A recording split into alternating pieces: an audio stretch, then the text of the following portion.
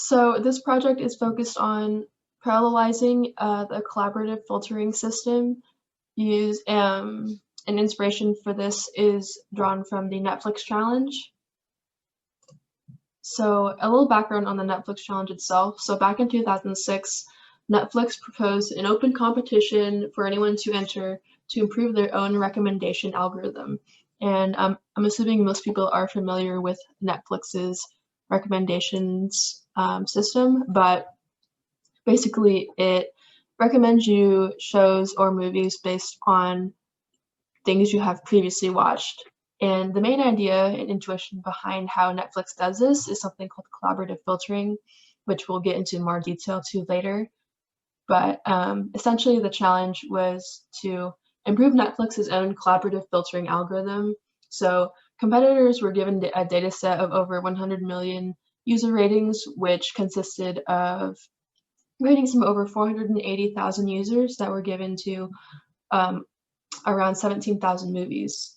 And so competitors were to build a collaborative filtering model based on this training data set. And then how they were evaluating the models were the judges had their own data set used for testing that would measure the accuracy of the competitors' models. And so this data set was hidden from the competitors, and this was used to evaluate it. And they also used the root mean squared error metric to predict. They used the root mean squared error defining metric in order to evaluate the accuracy. So in the end, in 2009, a team called Belcour's Pragmatic Chaos team came up with a solution that actually bested Netflix's own algorithm at the time by 10.09%. And so they ended up winning the $1 million prize.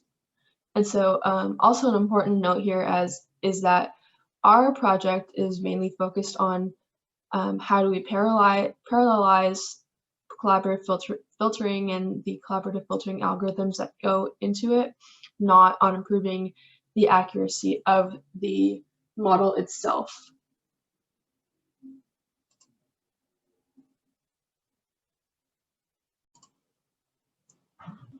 So to begin, we'll talk about discussing what recommendation systems actually are. So I'm sure we've all been exposed to recommendation systems some way or another, whether that's through accessing applications like YouTube, Spotify, or Amazon or eBay, which recommend content, as well as social media sites like Facebook. So the main idea of recommendation systems is that they try to predict what a user would rate an item and then recommend products and or content based on those predictions. Recommendation systems not only enhance user experience, but also increase user satisfaction and then drive sales for new products. And they can keep users using your service longer. So if you keep recommending them new products to buy or new content to consume, they will want to keep using your service or keep buying more products. And recommendation systems function using two kinds of information. The first one is information that characterizes products, which would be content-based. For example, Amazon recommends products similar to the ones that you've purchased or viewed. And then the other information that recommender systems function on is user item interactions. So this is what we will be focusing on, since this is what collaborative filtering is based on.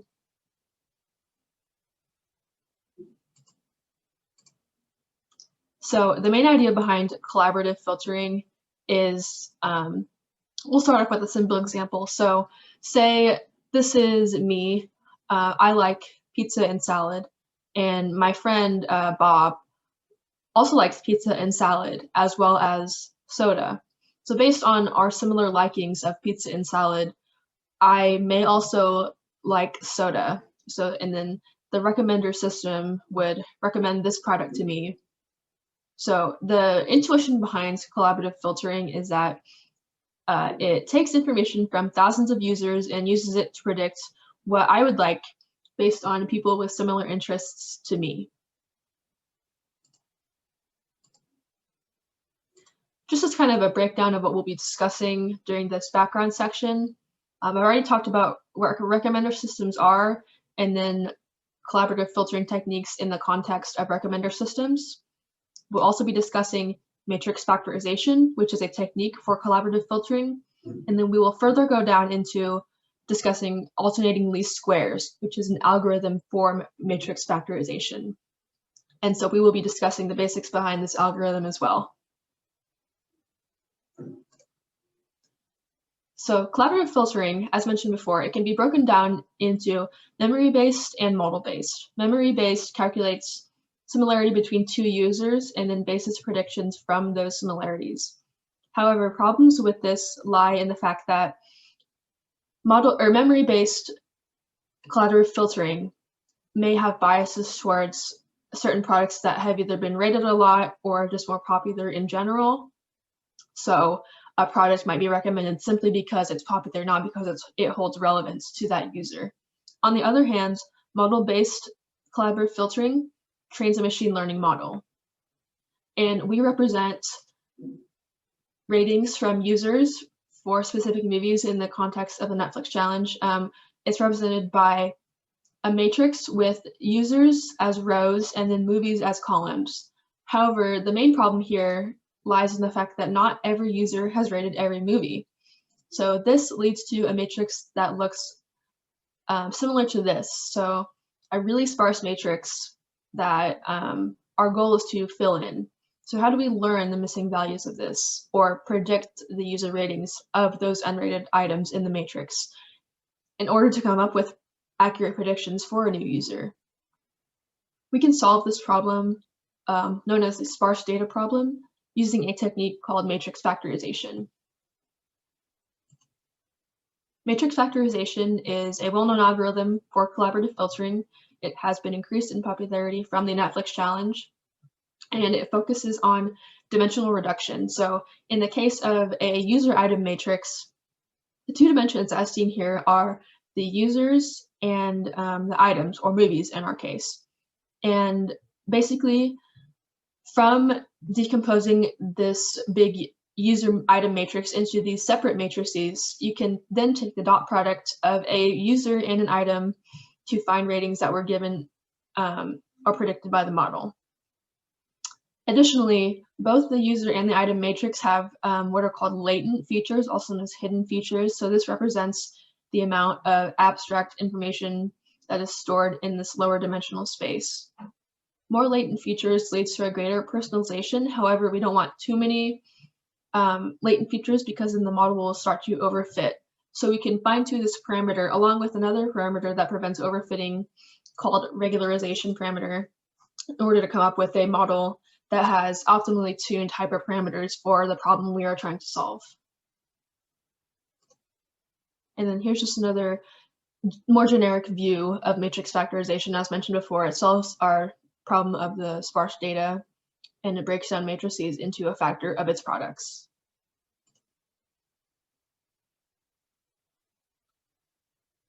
So one of the main algorithms, as mentioned previously, is called alternating least squares. And this is what will be the main focus for our program. The goal of alternating least squares, like most machine learning problems, is to minimize a cost function. So as seen here, this is a cost function that we are hoping to minimize, and this represents user matrix and item or movie matrix. So the goal of ALS is to minimize the distance between actual ratings and then those ratings that are predicted. And so what ALS does is it first fixes a user matrix and then solves for the item matrix, and then fixes the item matrix and solves for the user matrix. So that's where the namesake comes from. So it does this in an alternating fashion. So when we do this, something interesting comes up. When we fix one matrix and optimize the other, the problem actually turns into a simple linear regression problem. And inherently, ALS is a two-step iterative process that alternates between these two linear regression problems, and hence the name alternating least squares. Additionally, For each computation, as seen here in the pseudocode of the algorithm, for each row of either a user or item matrix, it solves the least squares subproblem and then updates a matrix. However, since each computation of either a row of the user or item matrix doesn't depend on any other rows of the matrix, they can be solved independently, which leads to a massive amount of potential parallelization. And this is what will be discussed in the next section.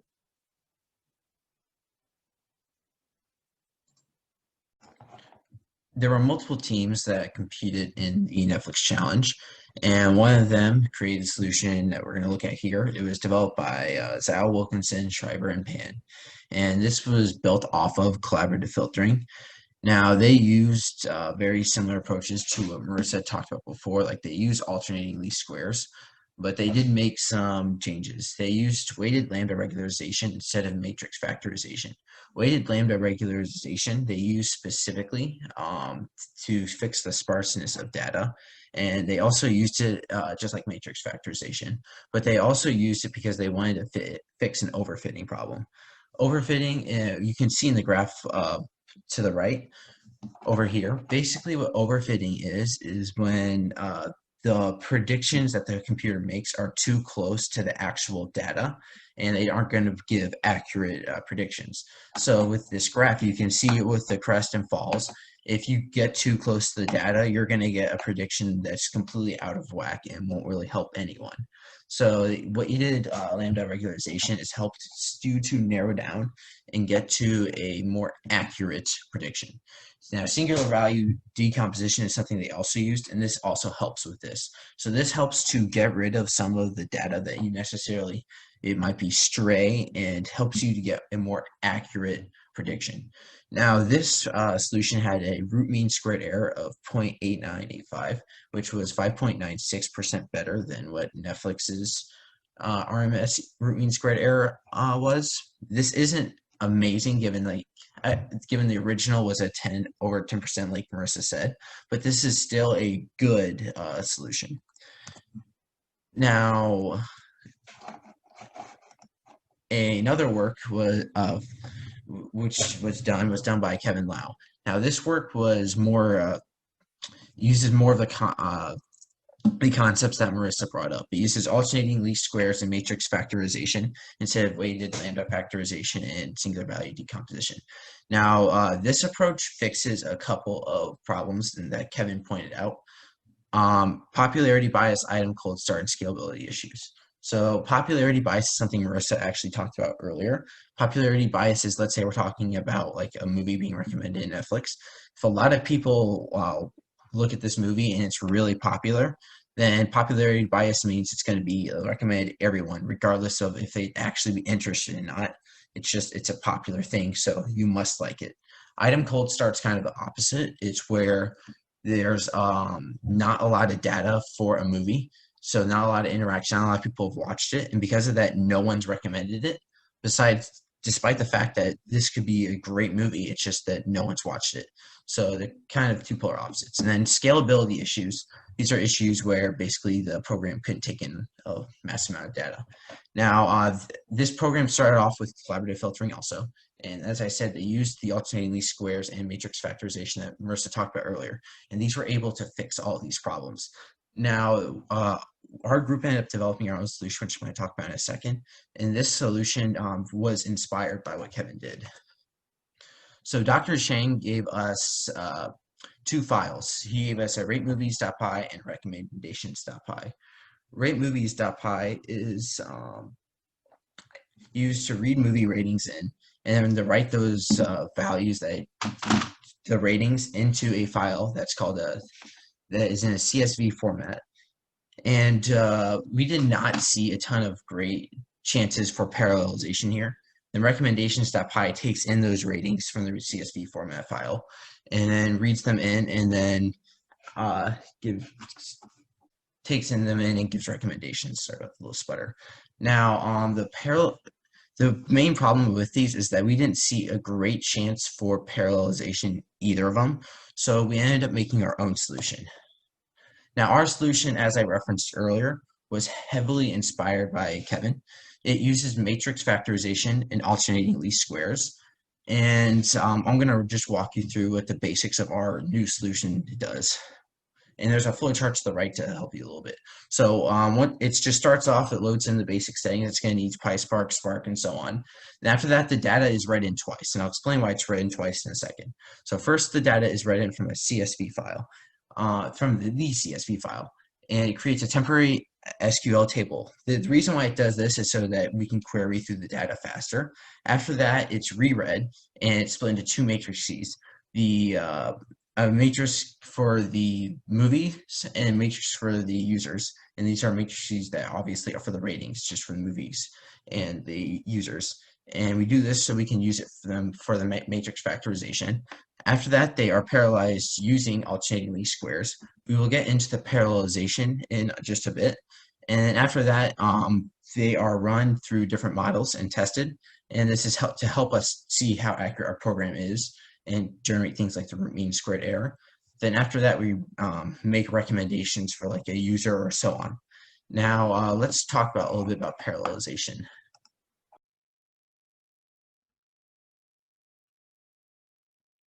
Now I will discuss the potential methods for parallelization in the current solution. So the first avenue for parallelization is through Apache Spark's implementation of ALS matrix factorization in PySpark. Currently in the solution, we are already utilizing Spark data frames in the ALS train function from PySpark.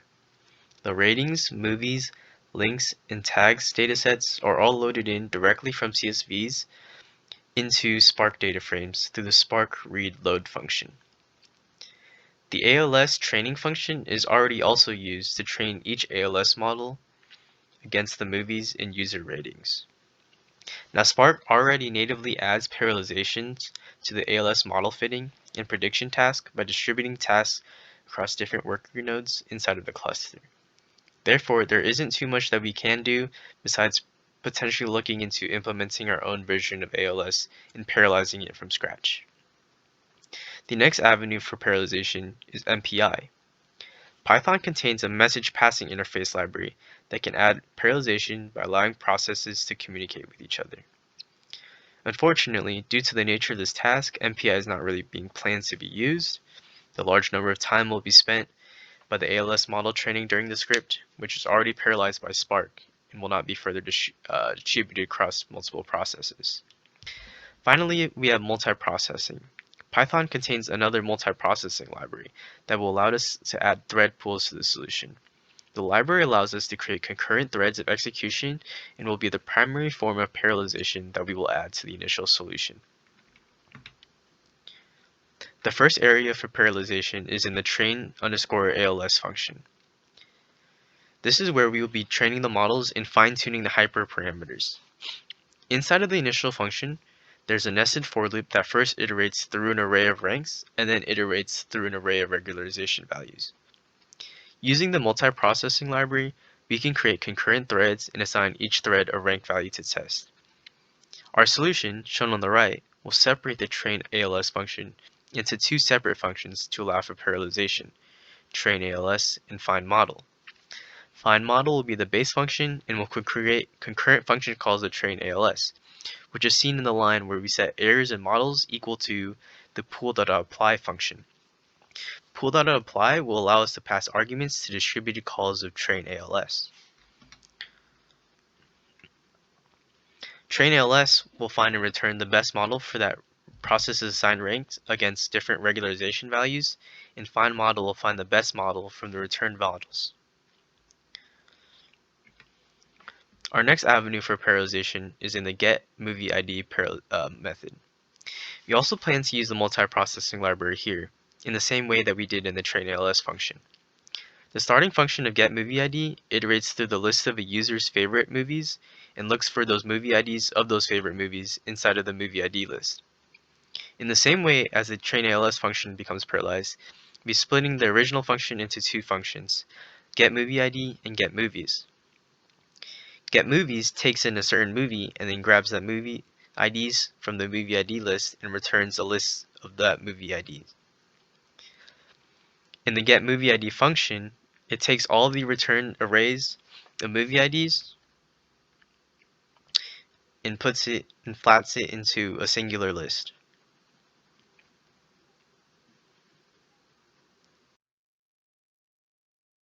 As mentioned in the first slide of parallelization methods, PySpark already attempts to parallelize ALS trainings and predictions, but it may be worthwhile to look into implementing ALS from scratch. It's possible to parallelize ALS further by distributing the process that handles the updating of the user and item matrices. The potential speedup would be dependent on the size of the matrix, specifically the number of rows and columns in both matrices.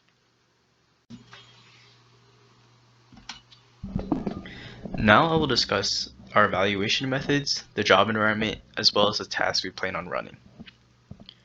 We do plan to run our jobs on Beocat, which we hope will maintain a high level of consistency through specifying shell script parameters.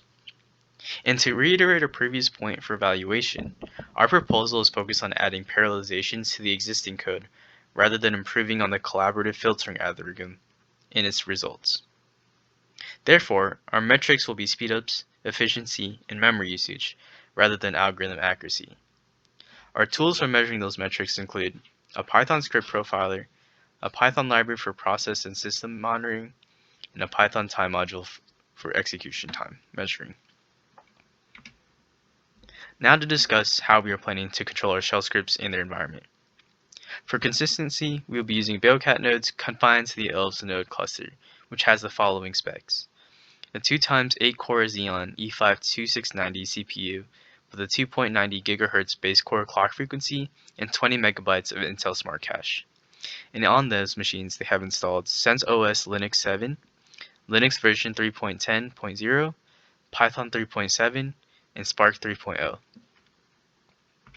Next, I will discuss the profiler that we use as well as the information that we received from the profiler. We were able to use the cprofile Python library module to define the time distribution across functions in the initial solution. As seen in the image shown on the right, the majority of the time is spent during the train ALS and train functions. The train ALS function is one that takes up the most time and is the one that we plan on parallelizing, as seen in the implementation section. It also is the function that makes the calls to train. Although we are unable to further parallelize the train function, as mentioned before, due to it being part of the PySpark library, we expect at least linear time improvements from the parallelization of the train ALS function as it calls the train function in parallel. Our implementation section also addressed the parallelization of the getMovieID function, but that function is called only once, and the primary data frame that would affect time in the getMovieID function is movies. So changing the number of ratings is how we're changing the data sets, so really should not be affected. Therefore, we expect minimal time improvements from the parallelization of getMovieID. After finalizing the parallelized version of our solution, we plan to rerun the profiler and compare the time distributions. Now I'll talk about the tests. So as the profiler showed time distribution, we're going to be using the psutil library, which is a Python library, for process and system monitoring to measure CPU efficiency, memory usage, and network usage. Then we will be using the time module to record execution time. We plan to further specify the shell scripts arguments on Beocat as well, to measure the benefits between using multiple machines and multiple cores per machine. The variation of number of machines and number of cores is shown in the image on the right, where it ranges from 1 node to 16 nodes and 1 core to 64 cores. Each test variation will be run with those different number of nodes and different number of cores, as well as different dataset sizes of ratings. So 100,000, 1 million, 10 million, and 25 million ratings. Now the ratings are what changes the training function, but would not affect the getMovieID function as previously mentioned. We will also be running the tests as array jobs of size 3 to ensure that there are no uncaught outliers in the results. In conclusion, our proposal provides an outline for a parallelized implementation of a collaborative filtering algorithm for the Netflix challenge. Our parallelization will include distributing the processes that fine-tunes hyperparameters for the PySpark ALS function across different nodes and different cores. We hypothesized that we can achieve linear speedup by the parallelization of the fine-tuning and potentially more linear speedups from the parallelized implementation of ALS if we can create it from scratch. Our jobs will run on Beocat and will measure execution time, CPU efficiency, memory usage, and network usage across various tests utilizing different number of machines, cores, and dataset sizes. Thank you.